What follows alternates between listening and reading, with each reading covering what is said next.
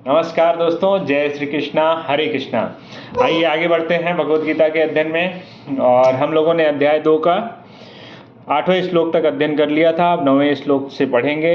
अध्याय 2 तक 8वें श्लोक में हम लोगों ने देख लिया था कि अर्जुन जो है भगवान श्री कृष्ण को बोला कि हमारी बुद्धि जो है भ्रमित हो गई है शिष्य, और मैं अब आपका शिष्य हो गया हूँ। कृपया करके मेरे को वो चीज़ बताइए जो मेरे लिए सबसे ज़्यादा उचित हो। मुझे क्या करना है, क्या नहीं करना है, ये मुझे समझ में नहीं आ रहा है। तो ये सिचुएशन हम सभी के लाइफ में कभी ना कभी आती है, तो हम विजिट करते हैं जो उस विषय के जानकार व्यक्ति है और उनके सामने अपनी प्रॉब्लम को बताते हैं ताकि हमको सोल्यूशन मिल सके। सपोज करिए कि आप को कोई बीमारी होती है तो आप डॉक्टर के पास जाते हैं, या और किसी तरह की तकलीफ होती है तो उस विभाग के या उस पर्टिकुलर फील्ड के जो एक्सपर्ट्स होते हैं उनकी ओपिनियन लेने के लिए जाते हैं और उनसे गाइडेंस लेने के लिए जाते हैं।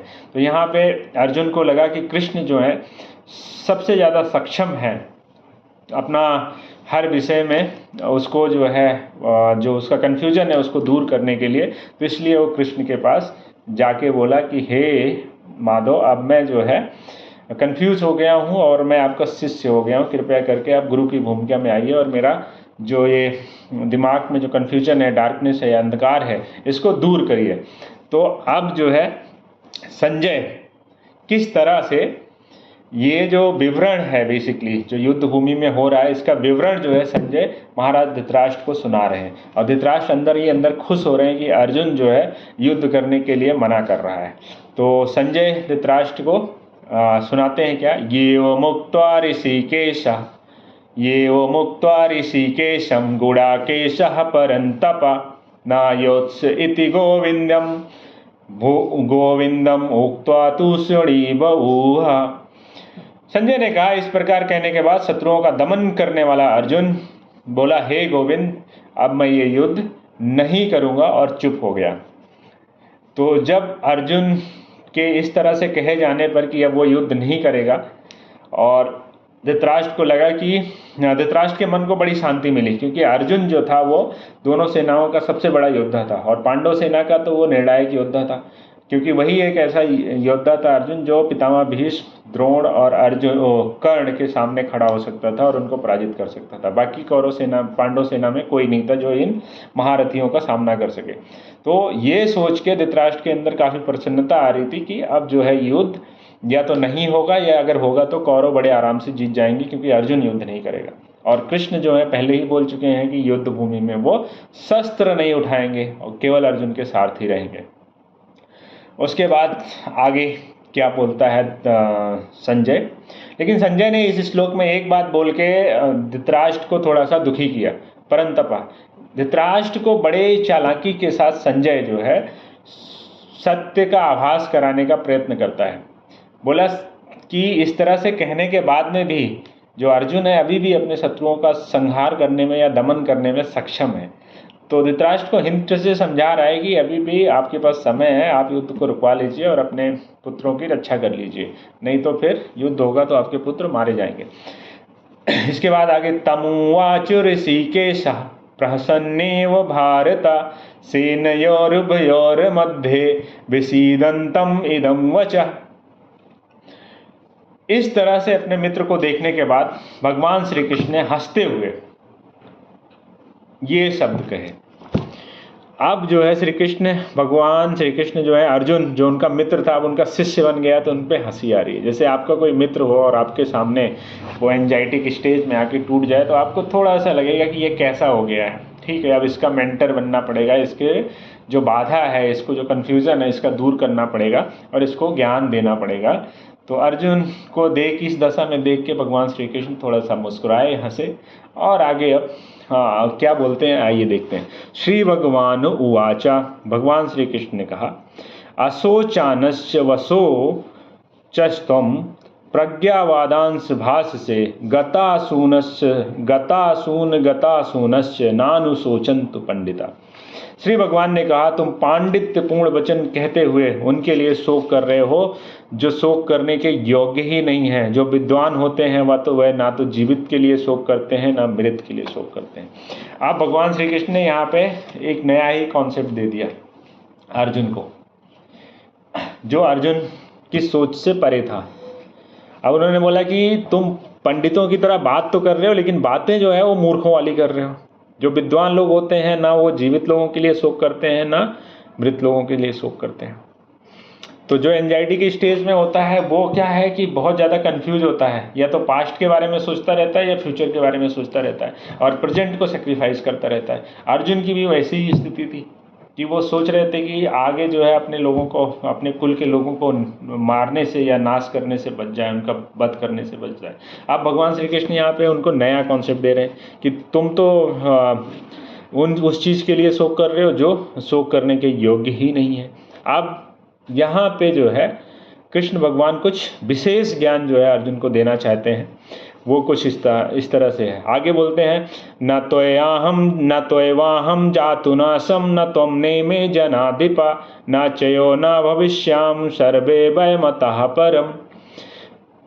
भगवान श्री कृष्ण बोलते हैं ऐसा तो कभी था ही नहीं, ऐसा कभी नहीं हुआ कि जब ये राजा लोग जो आपके सामने युद्ध भूमि में खड़े हैं, चाहे आपके पक्ष में या आपके साथ, आपके पक्ष में या आपके विरोध में, ऐसा कभी नहीं हुआ कि ये नहीं थे, और भविष्य में भी ऐसा कभी नहीं होगा कि ये लोग नहीं रहे होंगे।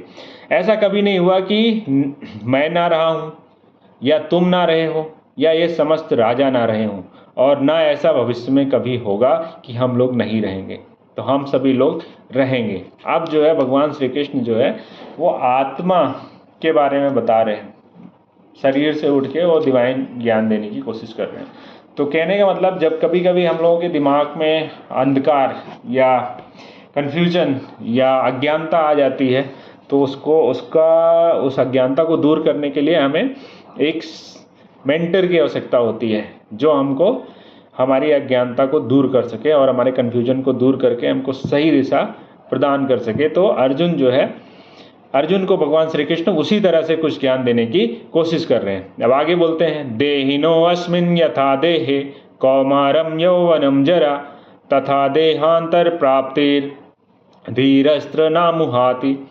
जिस प्रकार शरीरधारी, अब आत्मा जो अंदर आपका पुरुष है, आत्मा है, जिसके बारे में आप यहाँ पे इंट्रोड्यूस कर रहे हैं भगवान श्री कृष्ण, कि जिस प्रकार शरीरधारी आत्मा इस वर्तमान शरीर में बाल्य अवस्था से तरुण अवस्था और फिर वृद्धावस्था में निरंतर अग्रसर होता रहता है, उसी प्रकार मृत्यु होने पर आत्मा दूसरे शरीर में चला जाता है। और धीर पुरुष जो होते हैं ऐसे परिवर्तन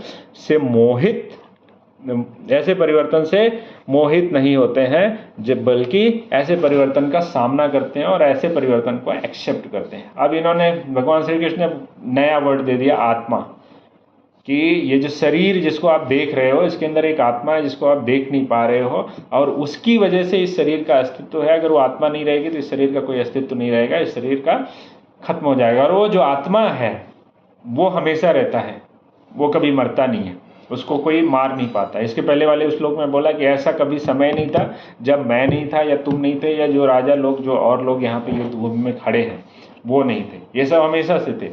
तो वो उस आत्मा की बात कर रहे हैं जो सनातन है और जिसका स्वरूप है सच्चिदानंद, सच्चित आनंद, जो हमेशा चैतन्य महसूस करता है और आनंदित रहता है।